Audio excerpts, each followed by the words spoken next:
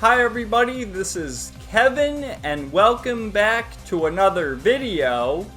And today I would like to share my thoughts on Fairy Tail 100 Years Quest Episode 5, which I know I'm going to keep repeating myself with the intros, but I gotta keep saying it.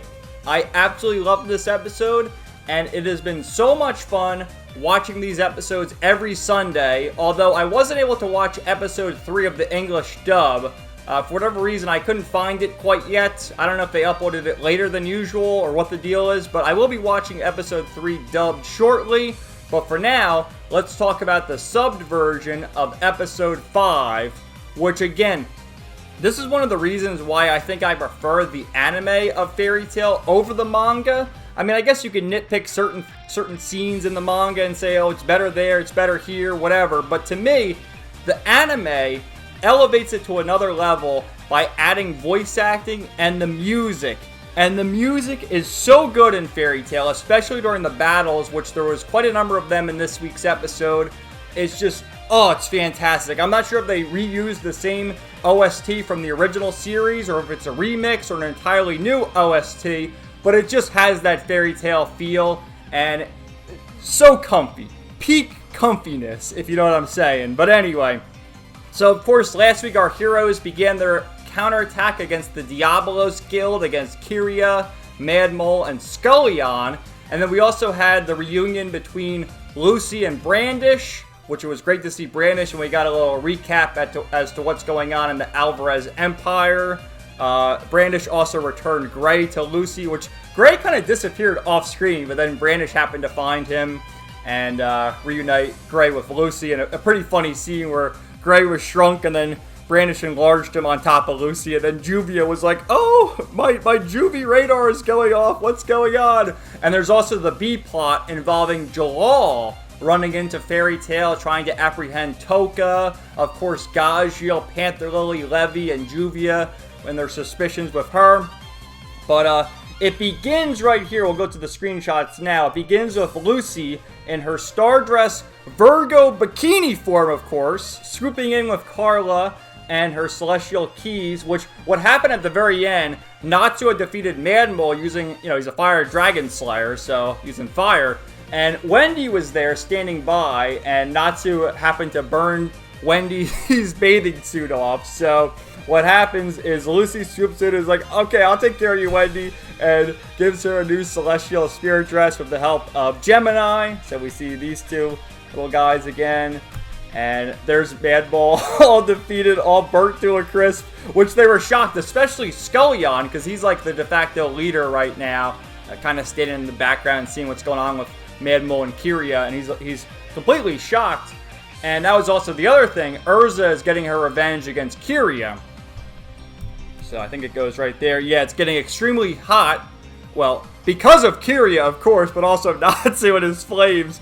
But my god, man, this scene, it was hot, let me tell you. I was getting hot watching it, watching Kiria getting all like, what's going on with the fire? And then Erza uses her requip ability, and remember, her blade, see how it has that aura there? She revealed that it's the dragon-slaying sword Belsarion, named after her mother, Irene Belsarion, and Wendy had used her enchantment there.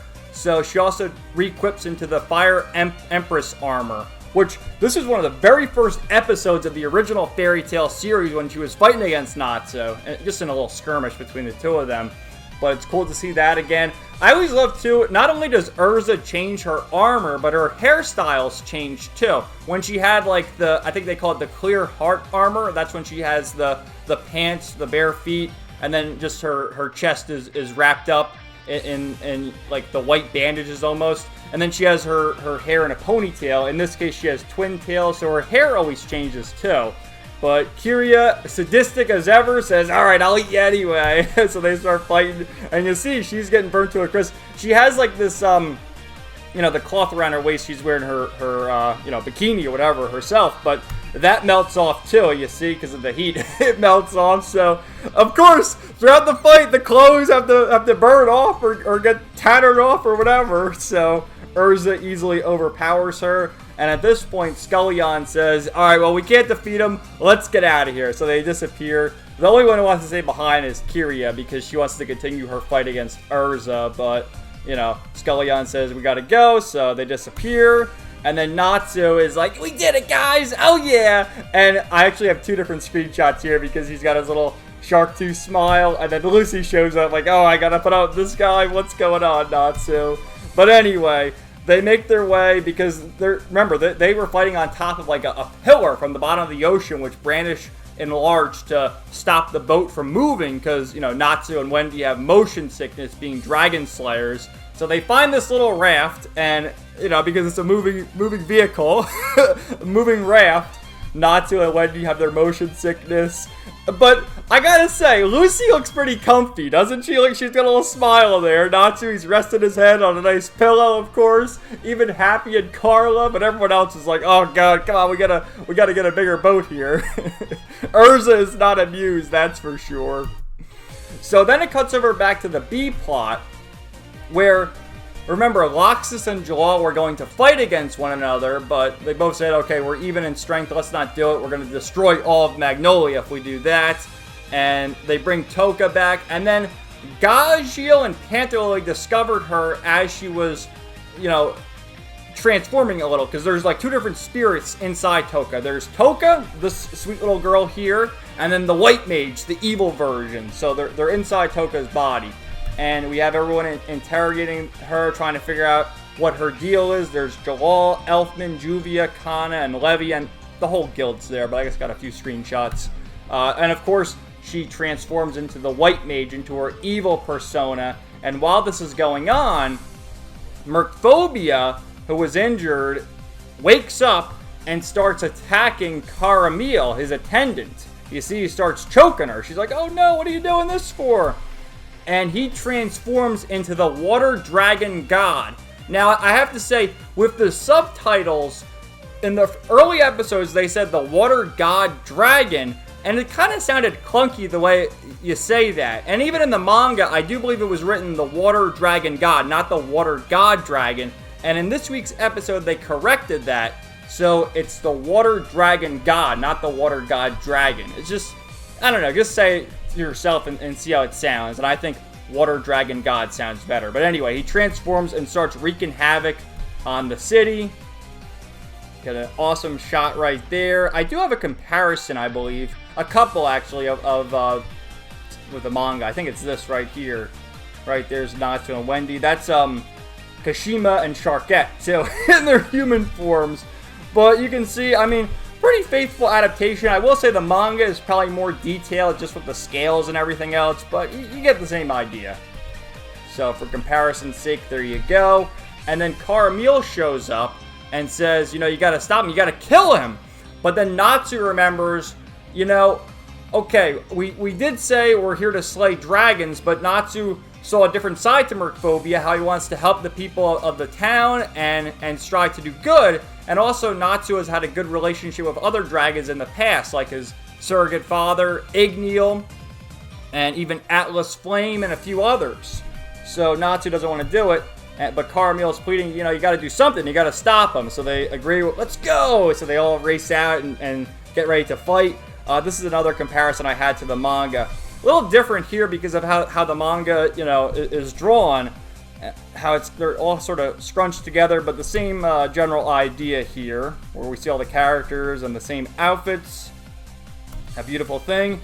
And then Wendy uses her enchantment magic to fortify everyone's strength, make it so that they can do damage to the dragons. And you see that's her Dragon Force transformation, where her hair changes colors. And notice how the guild emblem, they get different markings there to enhance their powers. There's Gray, there's Lucy. And Lucy uses her Sagittarius star dress, so she can use the bow and arrow. And there's Sagittarius. Mushi Mushi! And same with Erza. And then she unveils her Heaven's Wheel armor. So that's the first time we've seen that in a while. Pretty iconic transformation from Erza. And then this is just another comparison to the manga. The marking is different in that it looks like a dragon, and I saw some people nitpicking this, saying, oh, it's not accurate. I mean, I don't really care. I guess you could make a nitpick there, but it has the same general meaning in that Wendy's enhancing their strength, and, you know, but in this case, it looks more like a dragon. Of course, that's the Fairy Tail Guild emblem. But it's cool they still have, like, the same expressions with that shot, right? There's Gray, there's Lucy, and then Erza. So then Natsu charges in to attack the Water Dragon God. Of course, he's a Fire Dragon Slayer, so just think about it. And it doesn't really do much damage at all. So Natsu's shocked by that. There's all these whirlpools coming out of the sky, and then it cuts back to Toka. Remember, the last time we saw her, she turned into the White Mage. And notice she's eating this strawberry shortcake. That's Erza's cake. Did she go into the fridge and steal Erza's dessert? My goodness. But there's a lot of strawberry desserts. And as the camera pans up, and this is all while the ending theme's playing too. I always love when anime series do that, when the ending theme starts playing just a couple seconds before the episode actually ends. But you see everyone is seemingly unconscious. That's a bigger shot there. I guess we can zoom in and see there's Kana, Elfman, and all the others, Loxus, and then down here, Lasana, Mira Jane. So the White Mage has taken control and knocked everyone in Fairy Tail unconscious. And at the same time, Natsu is just speechless, doesn't know what to do after his attacks did nothing against Mercphobia. So another excellent episode. I love, again, the OST I was talking about early in this video was mainly in the Erza versus Kiria fight, and a little bit of the beginning here before the tide turned against them. It was great to hear that again, and I'm really looking forward to next week, episode 6. It's pretty crazy how fast they're adapting.